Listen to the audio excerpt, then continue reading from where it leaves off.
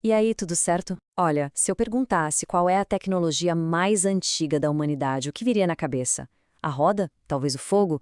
Bom, hoje a gente vai falar de uma tecnologia ainda mais essencial, mais antiga, a contação de histórias. E vamos ver como essa prática, lá dos nossos ancestrais, não só serviu para passar o tempo, mas de verdade moldou a nossa sociedade e quem a gente é hoje. Essa é a grande pergunta, né? Pensa só, a gente vive numa era de telas, de notificação pipocando, de feed infinito no celular. E mesmo assim, por que é que a gente ainda para tudo para ouvir uma boa história? Por que aquele ato quase primitivo de sentar em roda e ouvir alguém contar algo ainda prende tanto a nossa atenção? A resposta, olha, tá lá no fundo, na nossa própria evolução. E para ajudar a gente a entender isso, vamos conhecer uns verdadeiros guardiões modernos dessa chama ancestral. Estou falando do grupo Artepalco, aqui do Brasil. É pelo trabalho do Binho e da Dani que a gente vai ver na prática como essa tradição de milênios não só sobreviveu, mas está aí, viva, pulsando e se reinventando hoje em dia. Então, vamos nessa. Para a gente sacar o presente, a gente precisa dar um pulo lá atrás. Mas lá atrás mesmo, viu? Vamos voltar no tempo até a origem de tudo, a primeira fogueira. Olha que doido! Muito antes da gente ter uma linguagem super complexa, a gente já contava histórias. O corpo era a primeira ferramenta, sabe? Usando mímica para mostrar como foi uma caçada, por exemplo. E as paredes das cavernas. Eram as nossas primeiras telas.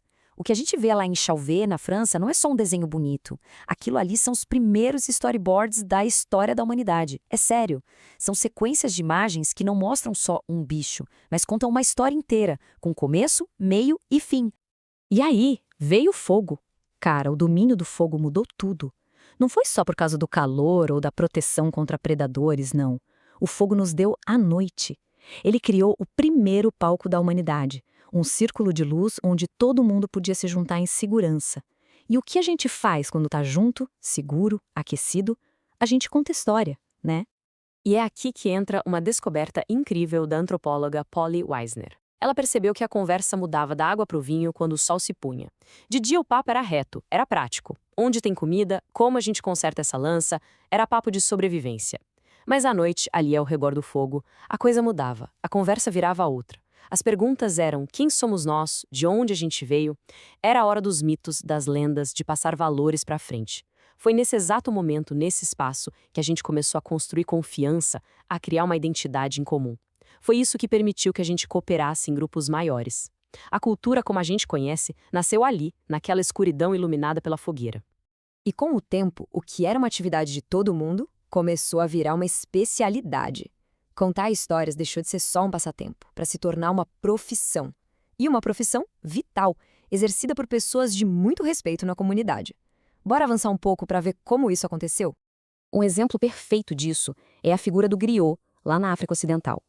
Em sociedades que não tinham escrita, o griot não era só um artista. Ele era literalmente a memória viva do povo, muitas vezes com música junto.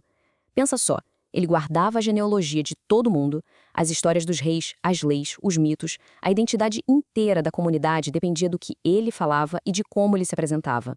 Tem até um provérbio que diz que quando um griot morre, é como se uma biblioteca inteira pegasse fogo. É pesado, né? Mas mostra a importância do cara. Aí se pode pensar, tá, mas e quando inventaram a escrita? Ela não acabou com a história falada? E a resposta é, não exatamente. A escrita não chegou para substituir a tradição oral. As duas começaram a viver juntas. Pensa na Ilíada, na Odisseia. Essas histórias foram cantadas e recontadas por séculos antes de alguém finalmente botar no papel. A escrita, ela preserva, ela congela uma versão da história no tempo. Mas é na performance, ao vivo, na voz de quem conta que a história ganha vida, respira, se adapta e, de verdade, toca a alma de quem tá ouvindo. E falando em mistura, cara, poucos lugares no mundo mostram essa mistura de tradições de um jeito tão incrível quanto o Brasil. O nosso país é um verdadeiro caldeirão de narrativas. Aqui, histórias de vários continentes se encontraram, se chocaram, se misturaram e criaram uma coisa completamente nova e única. O nosso folclore basicamente tem 3 raízes principais. Na matriz indígena, a gente herdou essa conexão forte com a natureza, com figuras como Curupira, o protetor da mata. Da matriz africana, vieram as histórias de sabedoria, de resistência, de esperança, como a do negrinho do pastoreio. E da matriz europeia, a gente importou os medos, as fantasias medievais, mas o mais legal não é só de onde elas vieram, e sim como elas se misturaram aqui. A cuca, por exemplo, ela tem origem numa lenda de Portugal, o coco. Mas aqui no Brasil, ela ganhou um corpo de jacaré, um bicho da nossa fauna, ou seja, ela virou outra coisa, uma coisa só nossa.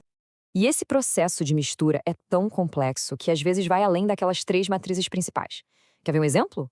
Lá no norte do Brasil, uma passagem bem rápida dos franceses já foi o suficiente para deixar uma marca.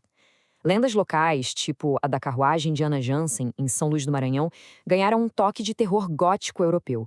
É mais um ingrediente nesse caldeirão gigante. O misticismo da nossa terra se misturando com os medos e o estilo da nobreza da Europa. E tudo isso nos traz de volta para hoje, de volta para a pergunta: como que essa chama tão antiga sobrevive no nosso mundo de telas de LED? A resposta, como a gente viu no começo, está nos contadores de histórias de hoje em dia. São eles que reacendem aquela fogueira original, só que em novos lugares. Olha, esse gráfico aqui dá uma perspectiva de cair o queixo. Dá uma olhada no tamanho da barra da tradição oral. É gigantesca. A escrita perto dela é uma invenção de ontem, e o trabalho do Arte Palco, que começou outro dia, em 98, está conectado diretamente com essa linhagem imensa. Eles são literalmente a ponta mais nova de uma lança que começou a ser forjada há milhares e milhares de anos atrás. Então, no fundo, o que o Binho e a Dani fazem é exatamente isso. Eles são os nossos griots urbanos. O trabalho deles cumpre as mesmíssimas funções sociais daqueles narradores lá do começo.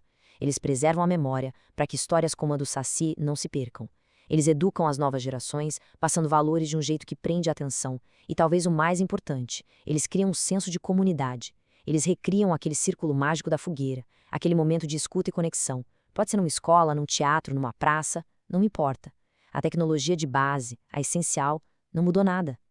No fim das contas, a fogueira pode ter virado uma luz de refletor no palco. A caverna pode ter virado um teatro. As ferramentas mudam, é claro, mas a nossa necessidade, aquela necessidade humana fundamental de se reunir, de ouvir, de se conectar com o outro e de entender o mundo através de uma boa história, essa continua igualzinha. A tecnologia mais antiga da humanidade é também a que dura mais, porque ela não está num aparelho, ela está gravada no nosso DNA. E isso, no fundo, diz tudo sobre quem a gente é.